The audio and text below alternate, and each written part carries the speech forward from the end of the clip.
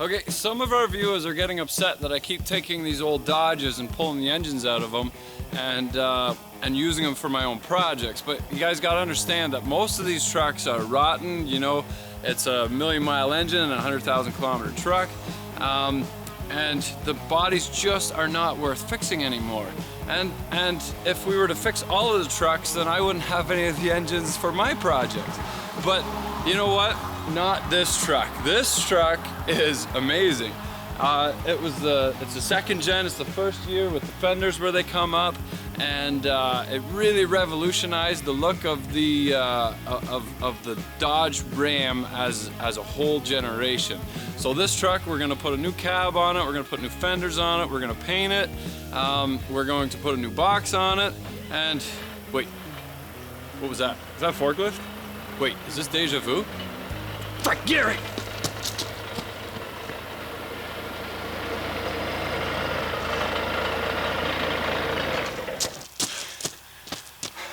All right, I stopped him. I told Gary to piss off, get off the forklift, and we are gonna fix this one, and I am serious this time.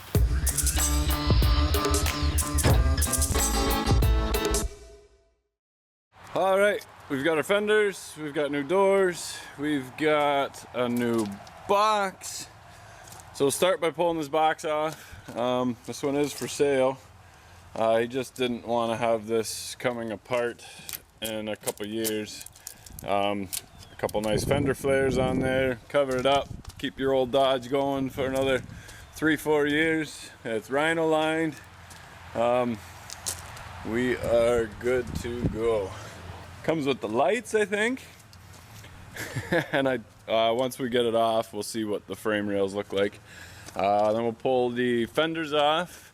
First, hood fenders, then we'll pull the cab off.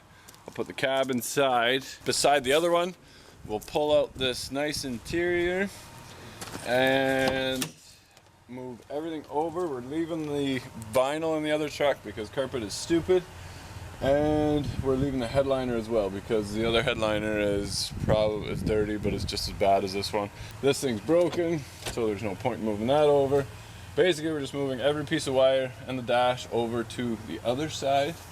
And hopefully this one is not as bad as the one out of Georgia. Now, we got everything out of Georgia, but I understand. I looked at the cab and I thought, why on earth would you scrap this truck? It's just an engine, put a new engine in it. The cab is spotless. But the entire dash, I'd push in to take a screw out and I would just put the whole drill right through the dash, like just randomly. And it's so bad. Yeah, the whole thing just shattered.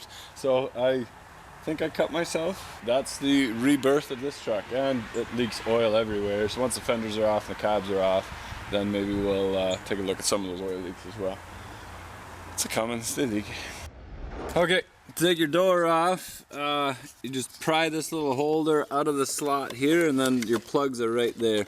Push in on them, they pull out.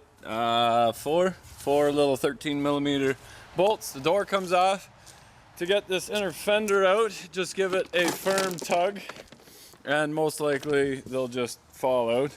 Simulate something like a hard bump going down the road. Dodge felt it necessary to put 1, 2, 3, 4, 5, 6 bolts all in this little, about the size of my hand area, because all of it is important there, massively. A few along the top, one along the bottom. Again, just a firm tug on that, that'll come out, and you've got your fender out. Pull your lights out. I gotta pull this plug yet and poke it through that hole. And then a couple of clips for the AC, and you are golden. I hate these stupid zip tie holders. We used to work on GM where all of them are these nice little clips. You just go along, flick them, and you're done. Instead, you gotta pull these out of the socket, and then you end up smashing your hand, and just little things like that. It makes it really easy to pick which brands you prefer to work on, because less wear and tear on your body and your language, whatever. Anyway, pull the fenders off, pull the door off, and we got the other two doors off, and the other fender's loose. Basically, take everything off that's on your inner fender, take your inner fender with it. It's not that difficult. If you can't see it from the top, they go in through the bottom, And we also got the box off already, just because the owner swung in and the two of us made it a lot easier, but didn't have time to grab the camera. And the hood is already off too. Better to use two people for that because some people like their windshields. So, all right, here we go. Okay, to get this panel off, there's two little Phillips screws in the handle here that you gotta pull out. Now just pull the screws out until you hear it click like that, but don't pull that little black cover out. The tabs actually go underneath and you'll break it, and it's not necessary. Then you need a Torx to grab this bolt behind the handle, and the handle actually comes with the door panel. Save that screw. Now you just have to be careful and just pry the little plastic clips out without breaking the panel. Work your way around. Now they slide into slots. Haven't run into it where it breaks the clip. Pull your lever out, just lift your cable up.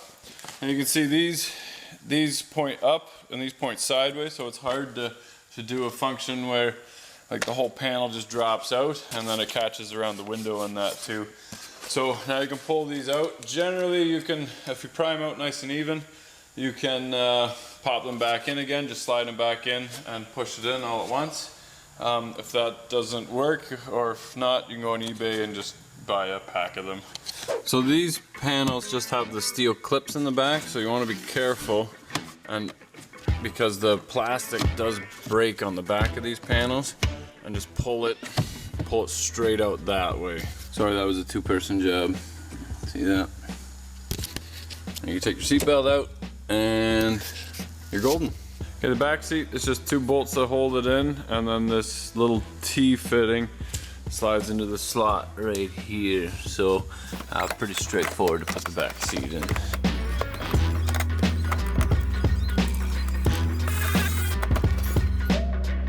Okay, so to swap your evap, you actually have to take this whole box off.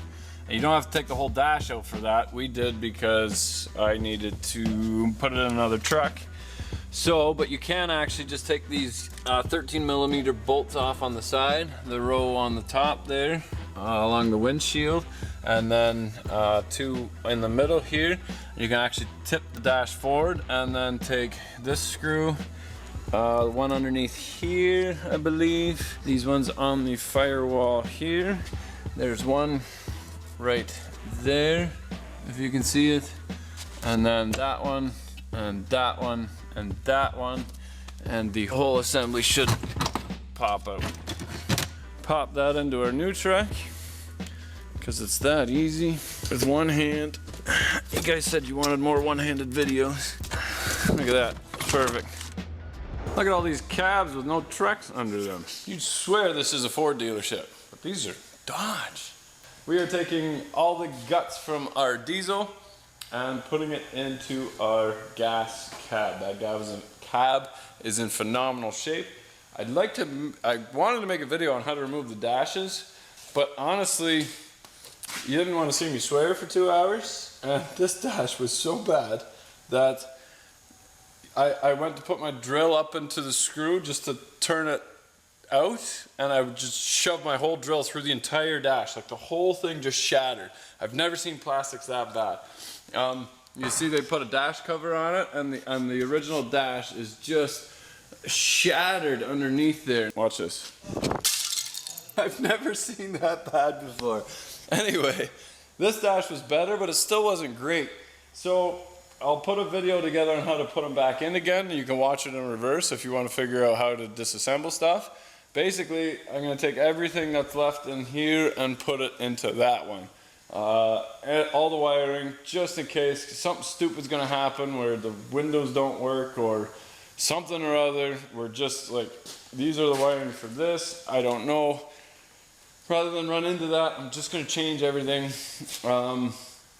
The headliners are staying, and then eventually we'll put this cab, once this whole interior is in this one. We're going to leave the vinyl because carpet is stupid in a work truck. Customer is going to strip the frame down and paint it a little bit. We're going to paint the firewall on this. and he's probably gonna paint it green. We'll tidy up a bit on the truck and keep one old Dodge on the road. So here we go. Okay, so we got our frame nicely painted.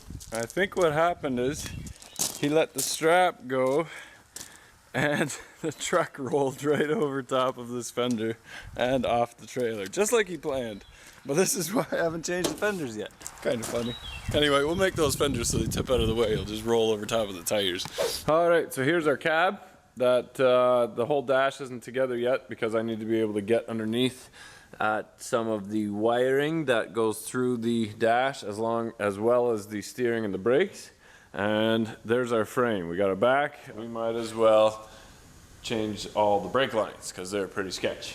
So now's the time to do it. We'll wash it off, we'll kind of clean it up. This truck actually came from another shop. Changed hands a couple times. There's a little bit of a story behind this one.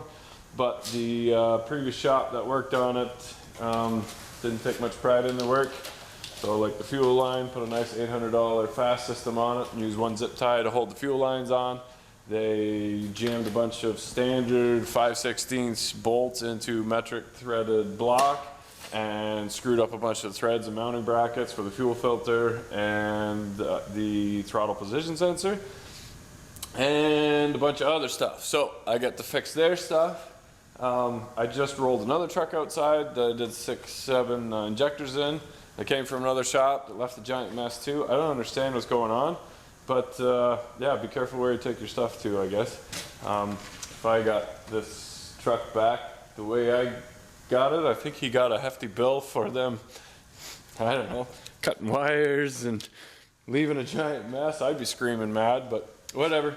We're gonna fix her up, throw the cab on, throw the box on, throw the fenders on, and take her for a rip. Here we go. All right, so we got our new brake lines ran on our little Dodge there. It doesn't take a whole lot to do a nice job. If you can, use the old clips because they just make it so much easier. As soon as you start zip tying your brake lines to your old brake lines, you gave up on your truck. You have to unbolt the ones underneath the cab, but behind the tank it's just a plastic little clip. You can just pop them in. If you can't get at them, just take your box off. Because if your brake lines are rotten, your frame could probably use a touch-up and a few other things here and there. So take a Saturday afternoon, doesn't take a whole lot. Pull your box off, get some buddies and some paint, some paint brushes, and keep your old truck on the road. So we are about to throw the cab on. Now, I know I'm gonna get some grief. Some people are gonna say, hey, you need 2-post host so you can lift your cab on and off. Well, one, I don't work on Fords, so this isn't that common of an occurrence. And two, if I had a 2-post to put the cab on, I'd have to move the frame around with the forklift. So now I can roll the thing by hand, just lift up on it, kind of shimmy it around. And it's not easy moving a long box extended cab truck around the yard and around corners in the snow with a forklift. So you can keep those comments to yourself. Eventually I will get a 2-post. Originally I was going to get a 2-post, and I've got concrete poured way thicker right where the 2-post should go. I have the measurements written on the wall, so I never forget exactly where to put the 2-post because I have in-floor heat, and I avoided running the loops where I poured the concrete thick so I could put some big thick lag bolts in there. I would put the 2-post there and move the 4-post over here. But that's probably not going to happen for another 6 months or so anyway. So right now, we're going to lift up the cab with the forklift. Here we go.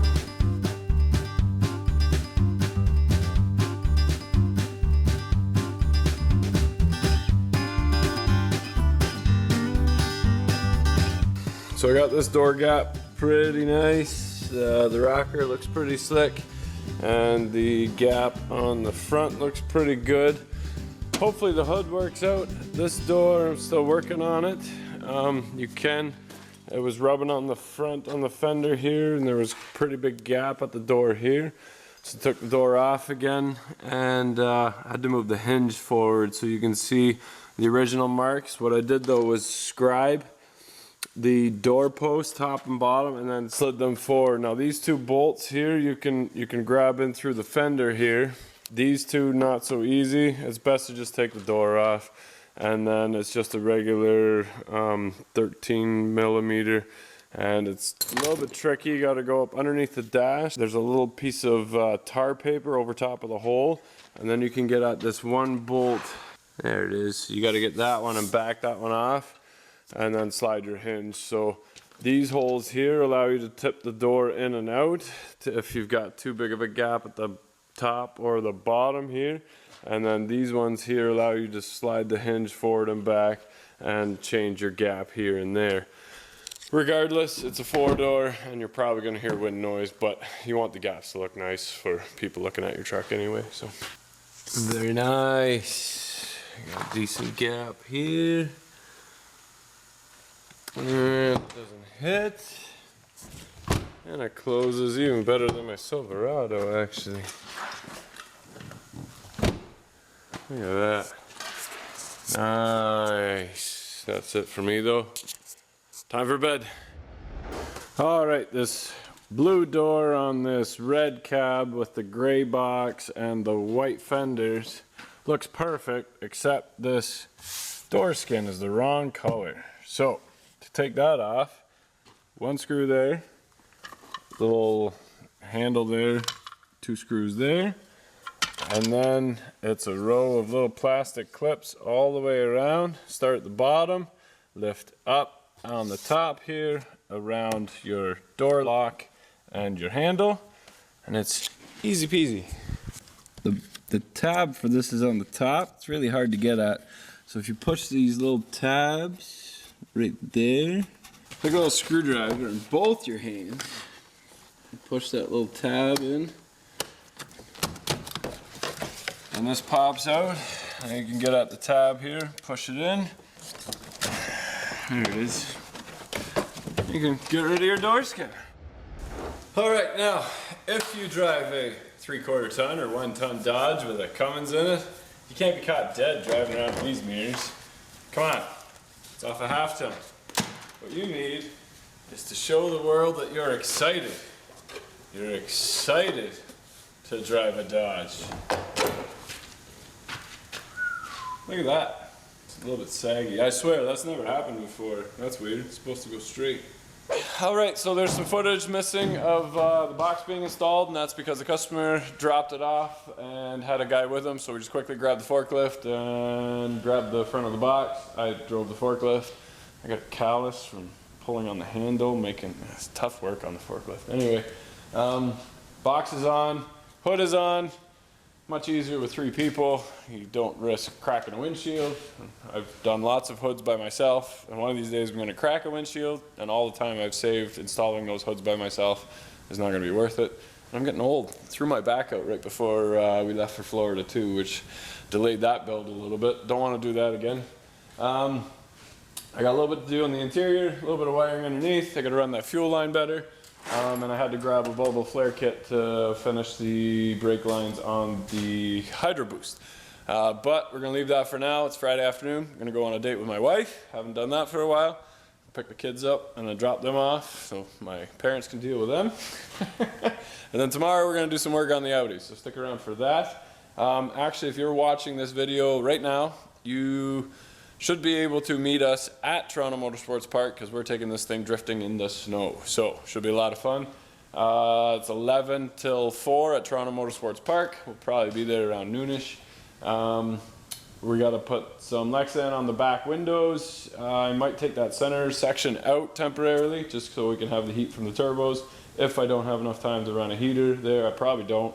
And we're just going to tidy up a few things and just have some fun with it. I got the cord back from my HV tuner, so we'll richen up the mixture a little bit so that we're not running lean, but this should be an easy day for it. Picking up some snow tires for it.